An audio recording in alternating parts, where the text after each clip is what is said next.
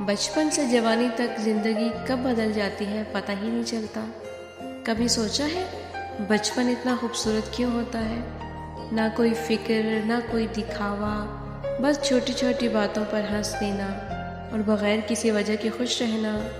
वो मिट्टी की खुशबू, वो दुपट्टे में छुपी शर्माती मुस्कुराहट, वो सहेलियों के साथ बैठना, बातें करना, जैसे दुनिया वहीं रुक जाती थी।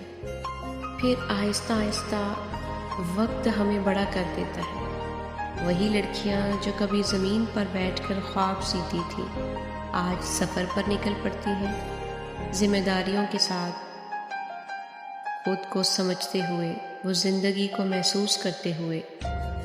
हस्ती अब भी है, मगर पहले जैसी बेफिक्र होकर नहीं।